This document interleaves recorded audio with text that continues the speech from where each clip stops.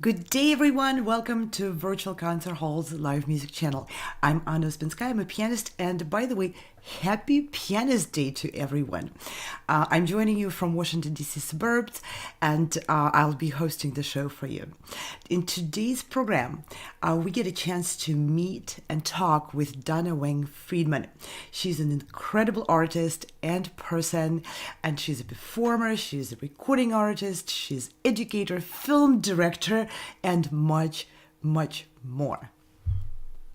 He came to this country with nothing but his hopes and dreams.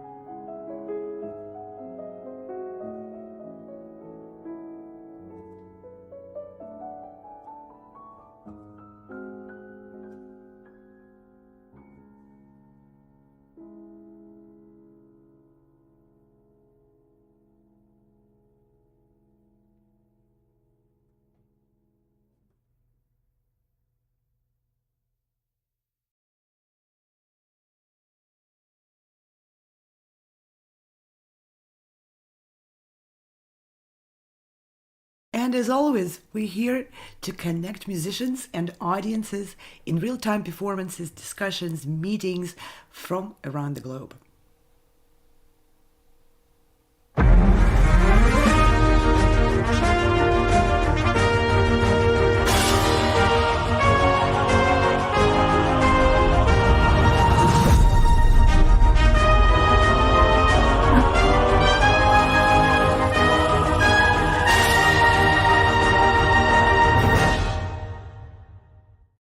Guests on our shows are incredible artists from every part of the world. Not only they are very open, welcoming, and warm people, and they're very open to respond to your questions, comments, to connect with you on a more personal level, to develop further relationships with participants, with members of the audience. Our collaborators and sponsors are also open to connect. So please don't hesitate. Just hit that button on the chat button and to send us your comments, send us your suggestions, and send us how to get back in touch with you. And with this, I'm going to do a quick brief introduction. It's impossible to do a brief introduction of Donna, but I'll try my best.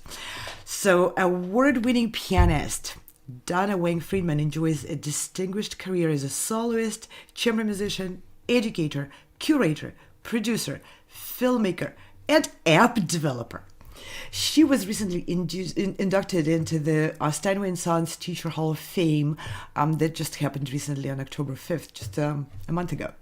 Donna wrote, directed, and produced the award-winning documentary short, Never Fade Away, featuring Chun-Wei Chan, the first principal dancer of Chinese descent in New York City Ballet, the entire 75-year history. A short clip of Never Fade Away was shown on the big screen at Times Square on May 1st in honor of AAPI Heritage Month. Donna was since featured on many news channels, on CBS, on ABC, on NBC, and many other abbreviations. Pardon that sound, I'm going to get rid of it. Donna is the inaugural winner of the Women Who Innovate Grant 2023. How appropriate. She is an innovator all through and through. This grant was awarded by the International Alliance for Women in Music Global Initiatives Committee for her, quote-unquote, impactful and meaningful work. And I want to add from my own heart, very profound, very welcoming, very kind and supportive. That's who Donna is. Her album Heritage and Harmony, Silver Linings, featuring exclusively AAPI and BIPOC artists, garnered 2 silver medals in the 2022 Global Music Awards. It is intended as a response to the wave of violence against Asian American and Pacific Islander individuals. This EP was aiming to promote understanding and tolerance among people of all backgrounds. Donna is a social activist of peace, tolerance, and love. In collaboration with WQXR, Donna created and produced Heritage in Harmony, a virtual concert series in celebration of Asian Pacific Heritage Month. Donna was awarded 2022 New York Women Composers Grant. She was featured as a guest artist on the National Women's History Museum series. Donna was performed in concert halls worldwide and appeared as soloist with many major symphony orchestras. That's just a little side hustle she does, performing major programs in major concert halls all over the world. I don't know how she does it, but I'm going to ask. The curator of Donna Weng Friedman Masterclass Series at Princeton University. She's also a member of Princeton University Music Department's Advisory Council. Donna was the music supervisor and recording artist for the award-winning film documentaries Frames of Life, Living in Liberty, Morris Angle, The Independent. Donna created the Music Bee Club. I love the name of it. It's an interactive classical music app series for children ages 2 to 8, and it's featuring principal cellist of the New York Philharmonic, Carter Bray, and flutist Elizabeth Mann, and it's produced by David Frost, who is a 21-time Grammy Award winner. Don't miss that app. It's cute, it's engaging, and it's great music. And I'm extremely proud to call this astounding artist in person my friend. Welcome, Donna, and thank you for taking time to join my program. Thank you so much, Anna, for inviting me and for that unbelievable introduction. Do you believe that's you? You're amazing. And you really are doing all those things, and you really are doing them all at once, and with a calm, kind, and loving voice and caring approach not to always people. so calm. No, not always so calm. But I'm very lucky and so grateful to be able to, maybe in my own small way give back, because I'm so lucky. Everything that I've done in my life is centered around my love, my deep passion for classical music. Mm-hmm. And since I was a kid, that was what got me through, the good days and the bad days. And I'm so, so lucky. And I don't think everybody, has that opportunity. And so I think that's really where so much of my motivation to do the programs comes from. Yeah. So giving back and sharing with people, and you mentioned something incredible, and in our short preparation to this program, it's the people. And the people are the center of everything. And I know you do everything for people. I'm going to ask you more questions about your motivation and how you do with your time and how do you manage all of that. But first, I want to really talk about that film. Not every day I get a chance to meet a pianist who is a filmmaker, film director, writer of the film script, and all of that. Can you please just tell us a little bit more about this incredible short, which is won numerous awards? It seems like every festival it's being shown at is awarding something, one award or another to this film, and rightfully so. Well, the film is called Never Fade Away, and it was originally just started out as a love letter to my parents. My parents passed away quite some time ago, and the story is my father's immigration story, how he came to this country from China. He fled the Japanese occupation, and he came here to New York City, in fact, with nothing but his hopes and dreams. And through hard work and, believe it or not, a radio and a waltz, he was able to find the strength and the motivation to really make a life here in this country and to finally have a family and give me all the opportunities that he never had growing up in China.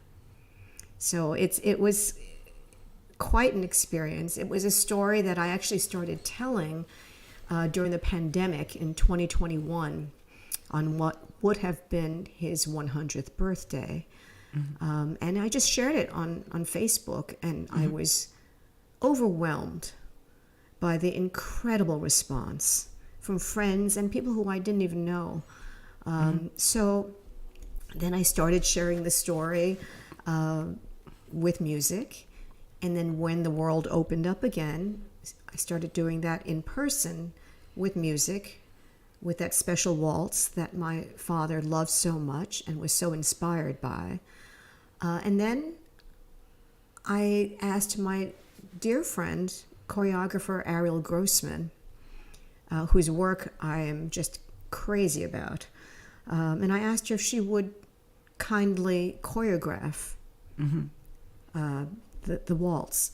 And it was something that I wasn't sure she would do, because she really only choreographs for music by living composers. But after I told her the story, she decided that she needed to do this. And her choreography was just beautiful. I didn't want just a little waltz. That wasn't my intention at all. Anybody can waltz to the music. But she told a story within She waltz. absolutely did. Yeah, she really The did. film unfolds like a full, complete story. It's incredible. And the radio is part of it, and the feelings and the struggle and overcoming and the joy and holding on to that melody. I mean, it's unbelievable. We're not going to show the full film. Our audience will have to visit, where it's available for a real showing. Well, it's playing tomorrow night. It's going to be in Brooklyn tomorrow night at the Mark O'Donnell Theater at 7 p.m. But Okay, thank you for that information. And hopefully we can put it on the screen. If anyone is living in New York or in New Jersey or somewhere around, don't miss it. On a full screen, that's quite an experience. Yeah. And speaking of full screen, a segment of that film was shown somewhere. I'm not going to spill the beans. Let's see where.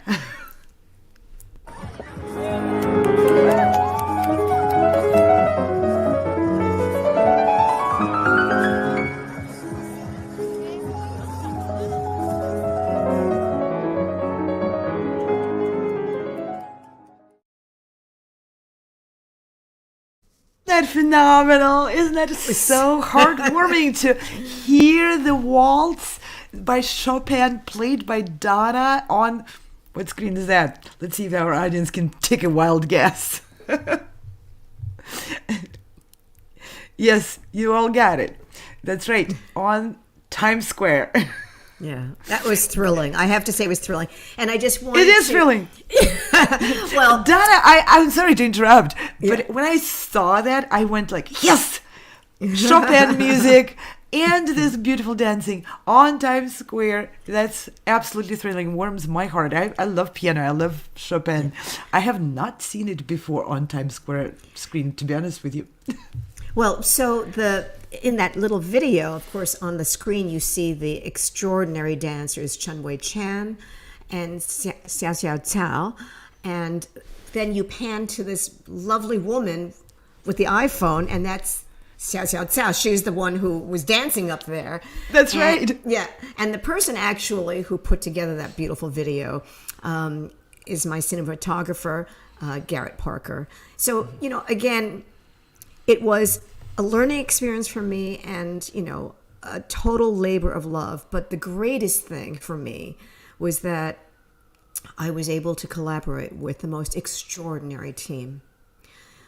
From the dancers to the choreographer to the cinematographer to the editor to the audio producers. I could not have done this alone. I always say teamwork makes the dream work. Oh, absolutely, yeah. So I'm so grateful to each and every one of them. And why am I not surprised that the best and the most creative, the most giving people flock around you, Donna? Working with you is a dream come true. Yeah, you're so supportive, you're so welcoming, and you're always open to hear what people say, and always open to consider some ideas. And there's never a fear to propose something to you which you may just harshly reject. I have it from my own experience. We started working together on when the Sound Espressivo was in the very infantile stages, and it had a terrible visual already splattered all over internet, and you didn't judge, you just sent me a message, are you sure you want those really creepy images there?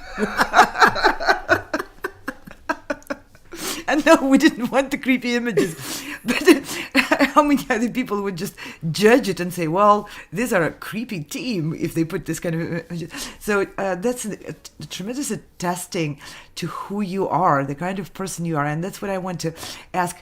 How do you find strength and energy to work with other people within such welcoming way? You're really a model for me in that. I really learned all the way about that. But how do you invent it? How did you invent it? How do you do that? Well, I don't do anything really. I mean, I just meet extraordinary artists from all over the world. It's one of those silver linings from the pandemic, frankly speaking. I think I was much more isolated before then. I'm just New York people, which is not anything to sneeze at. I've worked with some of the greatest musicians and artists. But virtually being able to connect with people has been a real godsend. And so I've been able to talk to people, in California easily, in Europe, wherever, and learn about, things that I don't know about. And I think that's probably what I enjoy. I enjoy being a student, a forever student. I love learning new things. I mean, starting from learning how to make and create apps to producing and directing a film, and I kind of do it now because I have nothing to lose. And I want to show the younger generation that nobody, you make mistakes. It's okay. It's okay to make mistakes. That's how you learn from it. And no one's expecting anything. I started this film, and it was just going to be a 4-minute little film. I never thought about film festivals. I never thought about anything like that. But, it just started growing and growing. And then I just went with the flow. And it's been, the most unbelievable journey for me. So rewarding. Artistically, personally, as you can imagine, the first time I saw it on the big screen last May at NYU. That day, the day of the premiere, I wanted to pull it. Mm-hmm. I told my husband, I said, I can't do this. We can't. Why would anybody want to see a movie made by me? I'm not a filmmaker.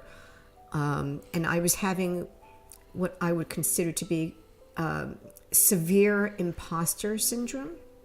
Oh. So my husband, who is always so supportive and so wonderful and so kind and loving, he said, that's ridiculous. You have a beautiful story to share, and and you need to just relax and enjoy it and share it with people. Mm-hmm. And so the first night, it played 3 nights, and the first night I was so nervous. Mm-hmm. And I sat there between my husband and my daughter, and I don't even know if I was able to even realize what was happening when the lights went dim. But when I started hearing the audience respond, and they laughed where they were supposed to laugh, and they sighed where they were supposed to sigh, mm-hmm. I relaxed a little bit. So then the second and the third nights, I actually really enjoyed myself, But it was tough for me, and recently I've been invited to be a judge of all things at 2 film festivals that we won awards at. And I don't think I'm doing it because I don't really think I'm qualified to do that, So, it's still very, very new to me. Mm-hmm. But I am delighted and thrilled beyond expectation, beyond my wildest dreams, the way it turned out. I'm so emotionally moved by the audience responses, the film festivals, but also, the team, my team. They are, the greatest, most wonderful artists, so generous. Chun Wei Chan, my goodness, the, history-making first principal dancer of Chinese descent from the New York City Ballet. For him to say yes to me, I didn't even think he was going to. It was just one of those things that at my age, I'm not afraid of rejection anymore, so I take my chances. And we had a conversation, a phone call, and he said, send me the script. I sent him the script, and he called me up. He said, yeah, I want to do this. He said, I'm an immigrant too. This story resonates with me so deeply. And so as soon as he became, part of my team, he was, my goodness, it became a little bit something bigger. And that's when I asked him if he would do one of the scenes. My father, when he was, very, very depressed, and he came to this country, had no friends, no family, and no money. And so he lived in a basement in the hole in the wall downtown. And I asked Chun if he would please do an improvisation, of that scene. And boy, what he did was extraordinary. So I am blessed, grateful, That's incredible, and also speaks to another thing which you do so organically, but it comes from that deep wisdom of yours, which is being open to the unknown journey, and being open to just basically subject yourself to unknown experiences, unknown events, and potentially, could be hurtful events. What if, your film is rejected by the audience? You can't know it for sure. It is a beautiful film. Everyone tells you that, and you know it. But still, when you put it out, just like you said, without the background of degree in filming and this, it can be very, very nerve-wracking experience. You're very courageous, and you're not afraid to put yourself out vulnerable, but that openness is what also attracts me to be around you, and lots and lots of other people, because I frankly draw motivation to put myself out by looking at what you do and how you do that. And it's not even the success which you enjoy, tremendous success. And it's not even a feeling like, okay, if Donna can do it, then maybe I can do it. No, it's that contagious curiosity about people, about life, about events and experiences, which you just exude every time we talk. It's that giving and curiosity, and that's that kind of protects from giving into fear. But speaking of success, we all hear that put yourself out, be courageous, be vulnerable, and success will come. And it does. I want to show a little bit of clips from tremendous successes that your film enjoyed.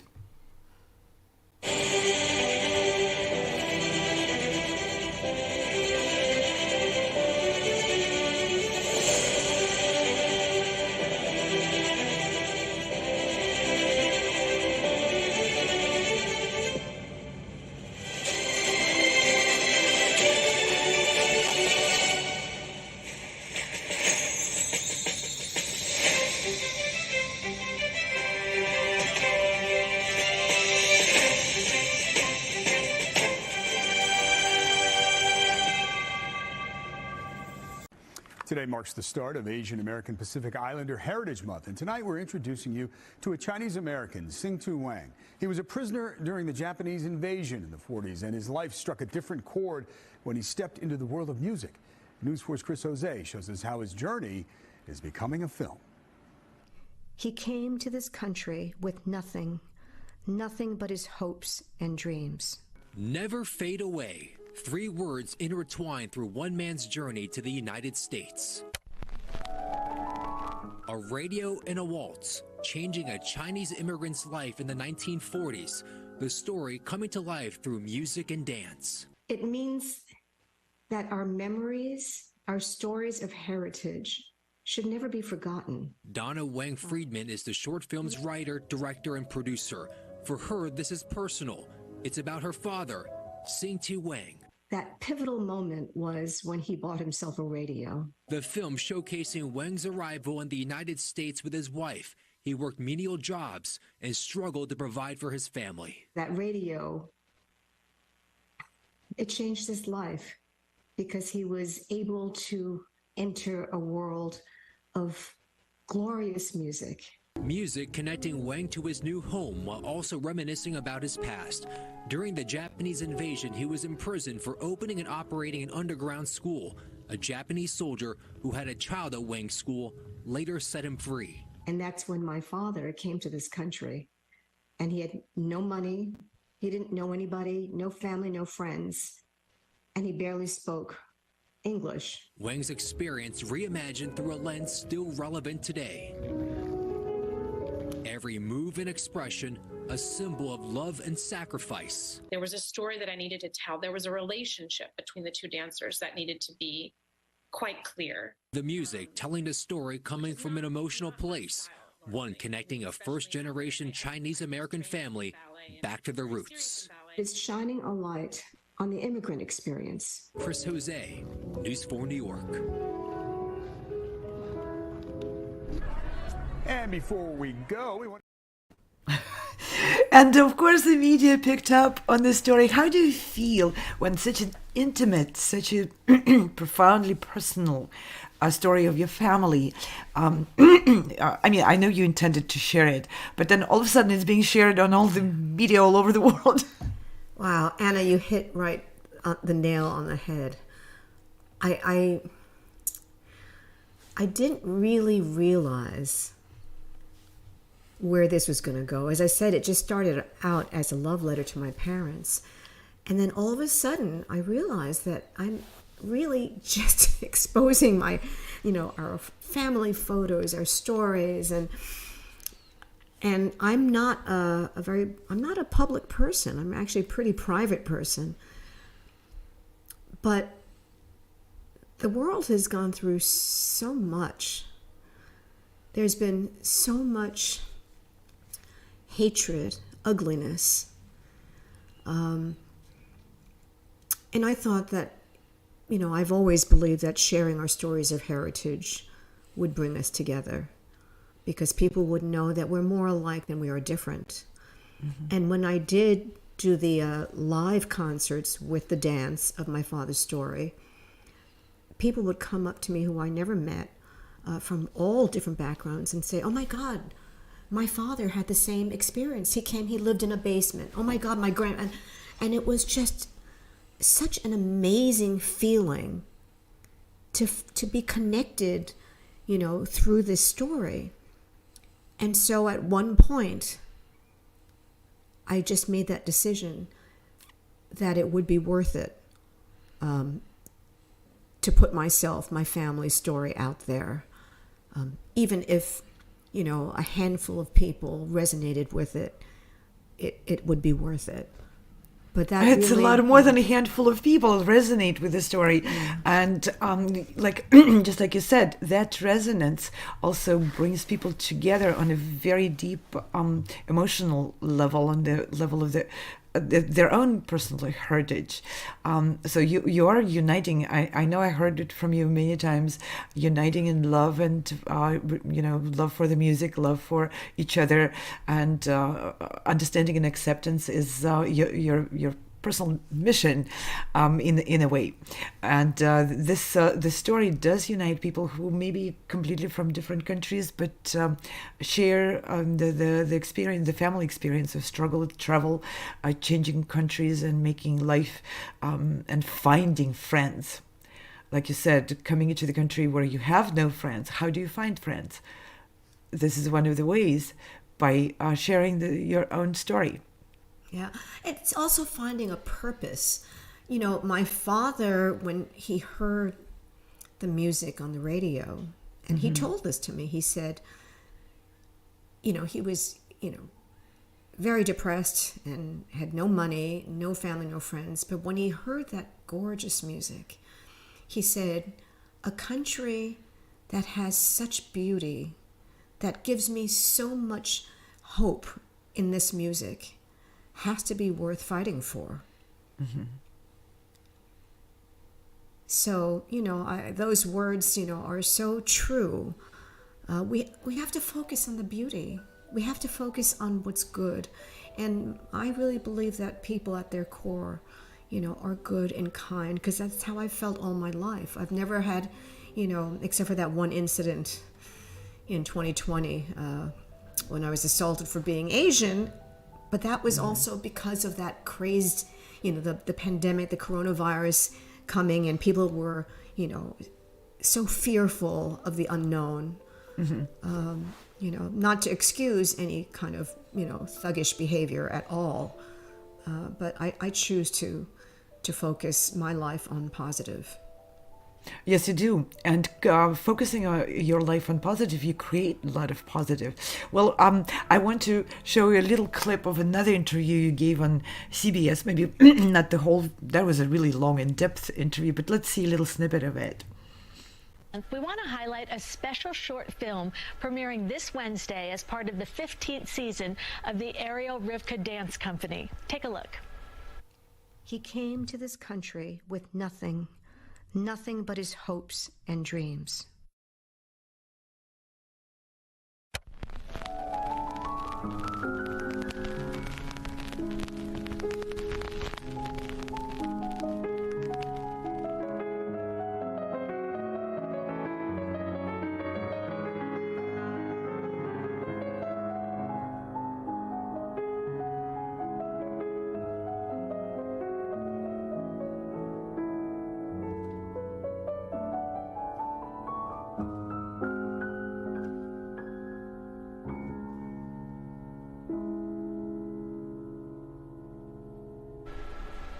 The film is about a Chinese immigrant who came to this country in the 1940s, told through music and dance. And joining me now is the director and producer of the film, Donna Weng Friedman. And also here is the film's choreographer and dance company founder, Ariel Grossman. Thank you both for being here. Thank you so much for having us. Now, Donna, this film is based on your father. Tell me about him and his story. My father was born in Ningbo, China. That's where he was raised, into a very, very poor family.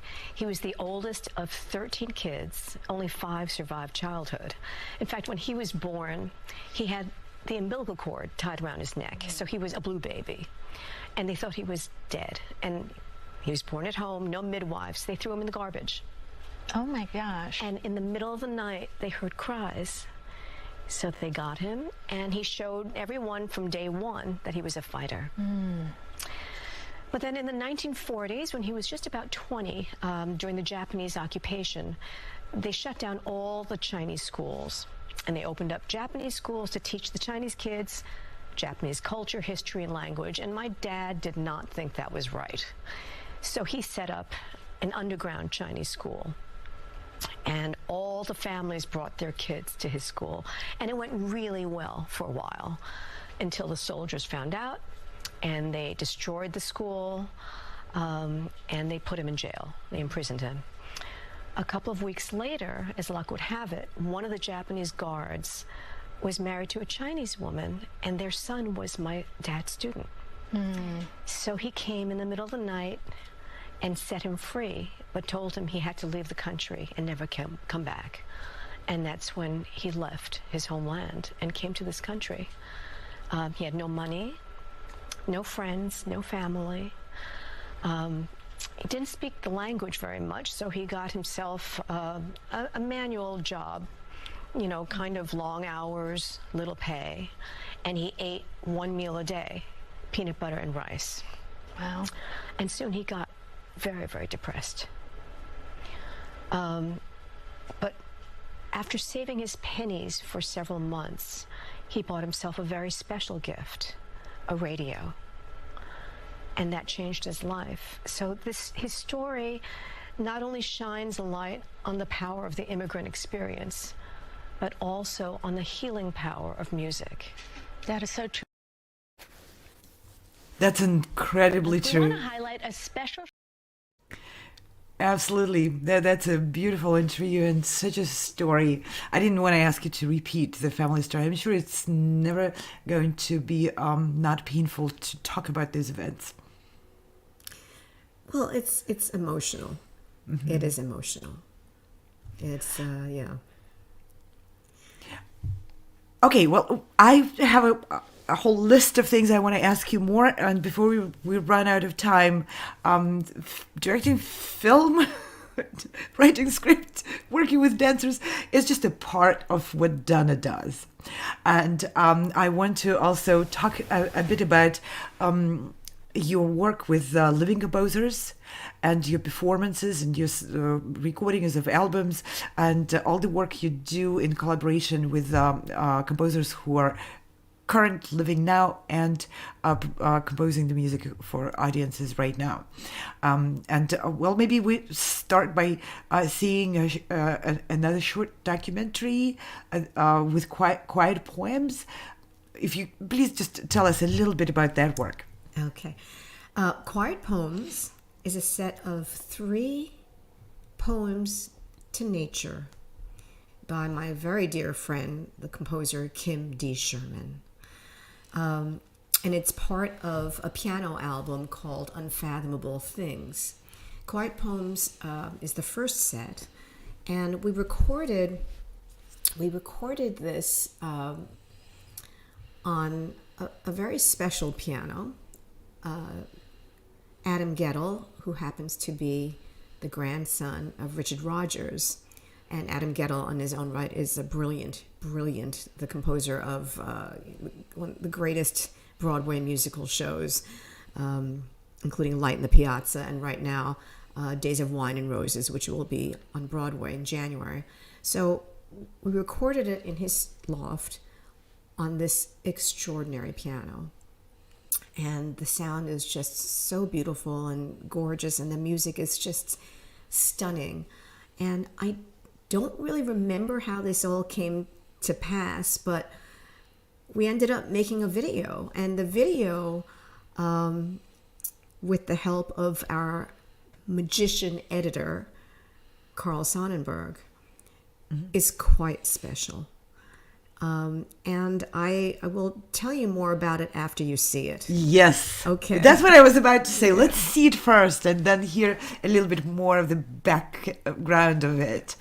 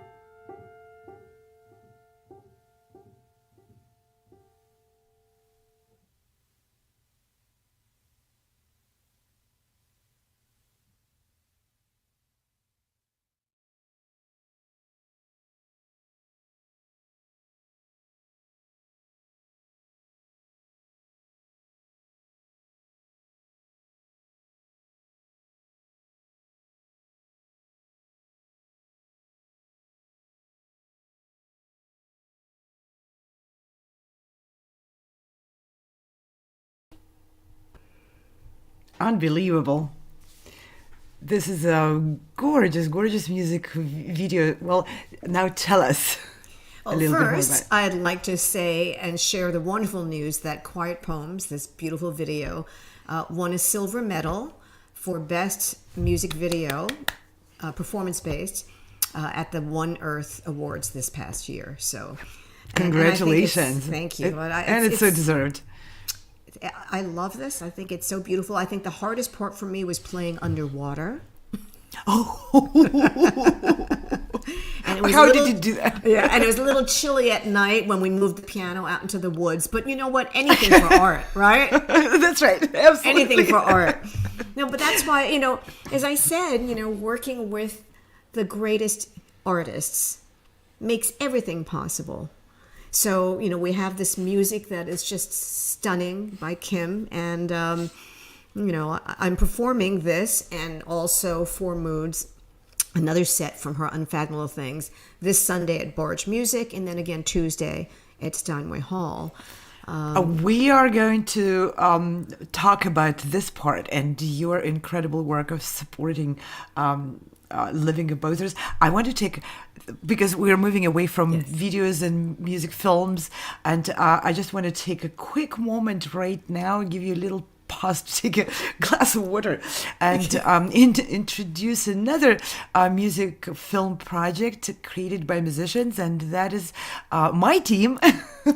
So, which is of course, people who Donna knows too. But I want to introduce the series of Beethoven symphonies, Magnificent Nine, which were for almost 2.5 years in the making. And finally, we are ready. We started showing those films last Sunday, and every Sunday and Thursday at 12 noon, we go live with a segment of those films. These are full footage, 90-minute films dedicated to each of the Beethoven symphonies, and they were produced in collaboration with Lawrence Rabchak, who, of course, Donna knows, but I'm going to tell everyone, for many, many years, he was the pre-concert lecturer at the Chicago Symphony, and he has this absolutely hypnotizing voice, an incredibly engaging and funny and serious and profound way of narrating the stories of music. And up until these films were produced, only a handful of people who live in Chicago or travel to Chicago and could afford to buy tickets to see the Chicago Symphony could enjoy. So we are absolutely thrilled to be able to bring Lawrence Rabchak's narration and his stories about Beethoven and the symphonies to much wider public through those films. And these films were created, like I said, it was a 2.5 year long project in collaboration also with the architects of music, and the script and the stories which Larry Repchak wrote and recorded, they are also part of his series talking about the architecture of music and the music and the architects, and it's just extraordinary, incredibly engaging, and very interesting, I think, for people to just peek in and see if you are interested to see more. Like I said again, every Sunday and every Thursday at 12 noon, we are showing parts of these films, and with all the underlying stories in there and the conversations. But if you miss it, it's available for replays a day after it's been broadcast. And let's see just a couple of short previews.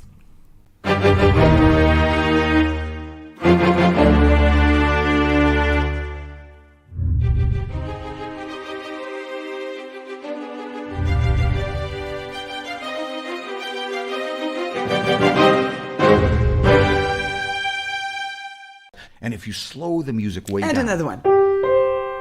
There's your appoggiatura that suspends. Another one. And another one as it ascends. Another. But instead, Beethoven uses this sequence to drive the music ahead into the first thunderous passage of the work, straight C minor. Amazing.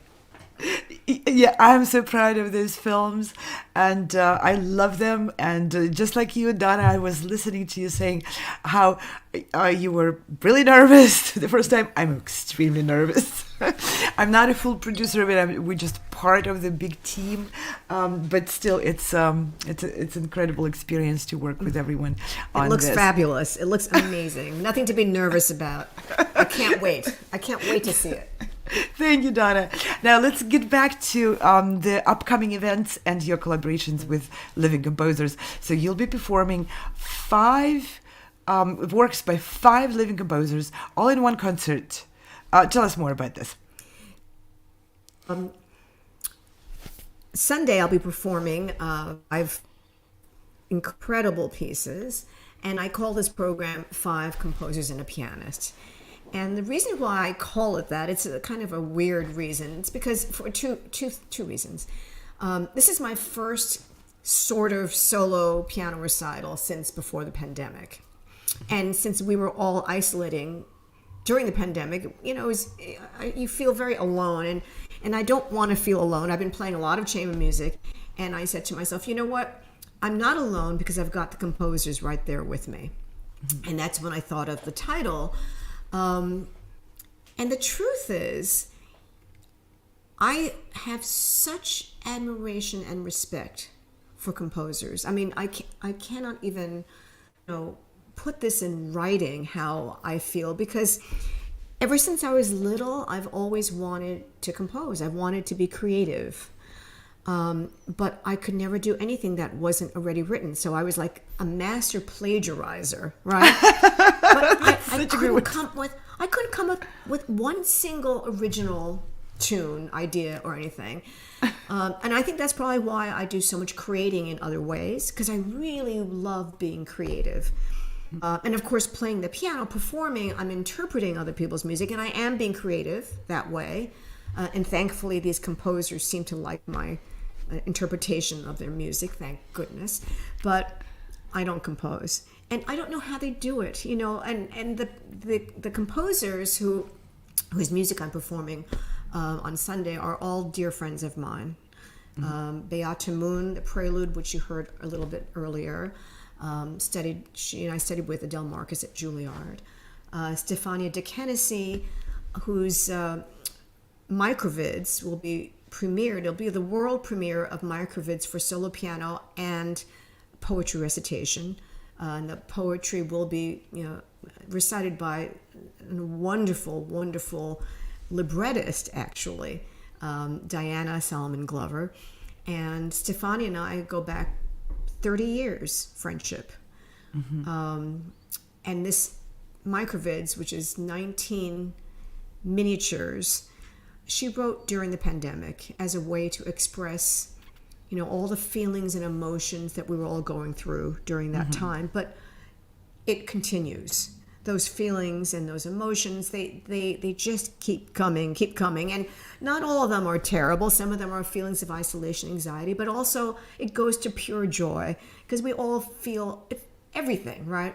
And they're very short, and she wrote the introductory rhyming couplets that introduce each of these 19 miniatures. And I love playing these pieces. It's just, I feel so connected, and we are actually working together again on microvids in another version for piano and orchestra and poetry recitation, and we'll be performing that in February with the New Jersey Youth Symphony, conducted by the fabulous conductor Helen Chapio. So, I'm so excited, because it's, this is music that will resonate with young kids as well. It's tuneful. I also, my other thing about living composers is that I think new music gets such a bad rap. Yes, it does. Right? That's you nailed it. People think it's atonal, and you know what? I have to say that for a long time I felt the same way, and I don't want to point fingers or blame anybody in particular, but for me personally, and I loved the man, I think he was the most brilliant man, and I studied with him at Princeton, Milton Babbitt. I could not understand any of his music. I couldn't understand what he was saying in lectures, because he's so brilliant and talks so fast, but his music to me was kind of inapproachable. Yes. And I think that it was that style that back then, it was like in the 70s, 80s. Exactly. There was a period when composers were just experimenting, but for some reason, public tends to latch on to one small slice of what's happening, and then just make a very overarching judgment. You're so right. And so the composers, the music that I'm performing on Sunday, I would say that most people will, be able to walk out humming the tunes, that kind of thing. There'll be another piece that I'm playing, my first experience playing with electronics. It's called Heartbeat, by this very talented young composer, Nilüfer Norbash. And I will tell you that the hardest part for me was setting it up, was learning how to set up, because I have to play the electronics with my pedal, my left foot in the pedal. Let's see a little snippet of you tackling it. Okay.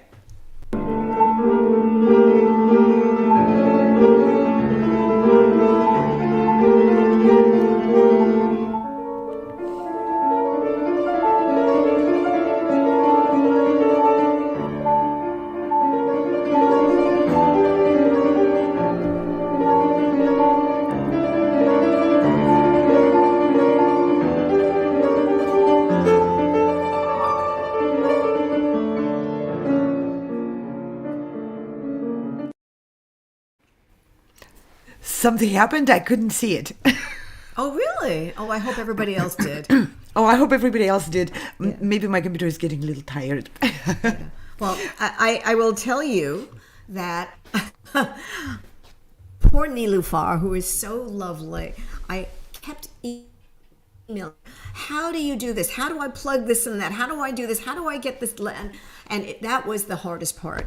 But playing her music was just a delight. It was just so much fun. It is so much fun. And I can't wait to share it with everybody, because it's something so different, something that I've never done before. And then we end the program, and I'm saying we because my dear friend William Hertz, the composer, who wrote this brilliant, unbelievable four-hand version arrangement of The Wizard of Oz. It's called The Wizard of Oz Fantasy. And it's virtuosic, it's melodic, and of course everybody knows the themes from Wizard of Oz, so that'll be so much fun. So it's a program of actually some of my favorite music. I put every single one of these pieces in the same category as Bach that I played, the Beethoven. I mean, I truly feel connected to each of these pieces, each of these composers, I don't know how they do it. I don't know how they make my heart soar and sing. I don't know how, but they do. And I can't wait for people to hear this. And we'll be talking about it on Between the Keys with Jed Disler, this radio program that is, he's extraordinary. He's also a wonderful pianist. Jed is a Steinway artist, and he will be leading a panel discussion of my 5 composers and a pianist on Tuesday at Steinway Hall, which is presented by the New York Women Composers. I won this grant, and so I'll be playing a program of all women composers, and some music was written with a very neglected age group in mind, tweens and teens. That's incredible. Yeah. And new music, it's very tough. I mean, I think for teens and tweens in general, a lot of teachers, jump from Bergmuller to, to Brahms. It's very hard. You need to find the right repertoire. And in new music, I teach at Manis Prep, and I've been on juries. I've been on so many, judging competitions. And every time it comes to the category of new music, I must have listened to Philip Glass etudes 1,000 times. That's like the go-to because, the notes are kind of easy, I guess, to play. Not really. They're Not really. Not at all. But that's what I'm saying is that it's not, we need appropriate music. We need teachers to have access to the composers. We need the ability to communicate between the teachers, the students, and the composers, because there's the music which you play and the composers you work with. I know those pieces. They're incredible. They are wonderful for young musicians to play, for professionals to play. They're enjoyable, they're accessible, and they're really very emotional, what the music is meant to do, to express emotions and to let people connect on the emotional level. And this music just needs to be put out there by artists like yourself, and I really admire you for the work you do for popularizing the music of that level, of that quality, of that purpose. Sometimes people say, well, the music needs to be composed just by God's inspiration. Of course, there is God's inspiration involved, but there's also a very clear purpose of writing this music, and your composers, these wonderful people you work with, they really write the music for music teachers and everyone in the education. Like you said, don't jump from Bruckmüller to Brahms.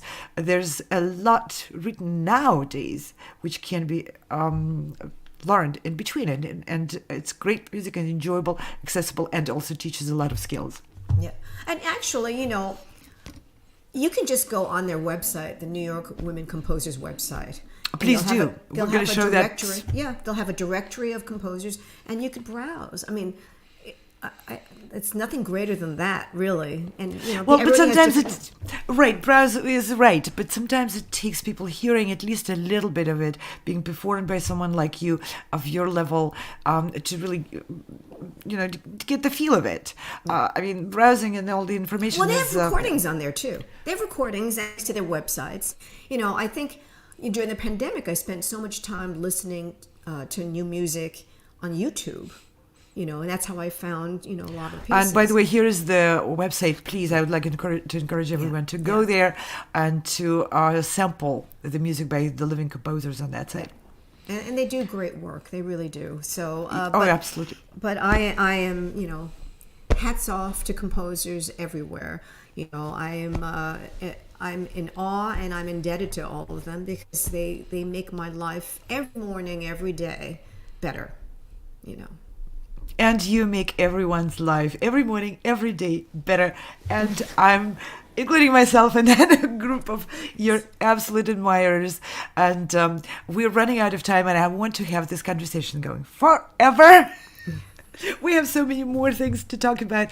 We will have you back if you don't mind. I know you're really busy, but we promise everyone in our audience we will have Donna back with more wonderful conversations and great music by living composers. And not only, we heard her play that waltz, and I want to say I was holding my breath at that ritmo. Da, da, da, da, da, da, da, da. What a wonderful pianist you are, Donna, on top of everything. Well, thank you so much, Anna, and thank you so much for having me and for doing all the work that you do, shining a light on musicians, composers, artists. It is just so wonderful, and you tirelessly talk about, nonstop working, doing these shows every single day. Really, truly, you're a powerhouse. I'm going to bounce it right back to you. I can't do it alone. We do it as a community, as many people together, you included. You're a great supporter of our initiatives, our work. And I want to thank everyone on the team. Our team is growing, and we have wonderful musicians, and a lot of them are pianists. By the way, pianists, happy Pianist Day. Yes, and we have a lot of pianists on our team now, working on the back end, preparing those broadcasts, preparing all the technology, visuals, and the music and everything. Thank you, guys. And we have 3 pianists working on the back end for this show today. Thank you, Jennifer. Thank you, Ante. Thank you, James.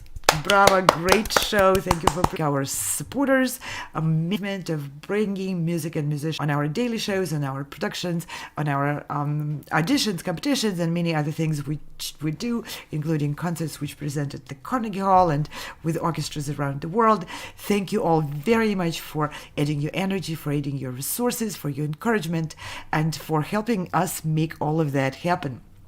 We have organizations joining us from every country in the world, and now we stream on every conceivable video and social media platform. But not only, we are collaborating with many private platforms, music promotion platforms, music education platforms, publishing platforms, which carry our programs and deliver them to their own audiences. You can watch us on any one of those channels, and please give us your support, join our movement, be involved, get involved, be part of it if you like our vibe.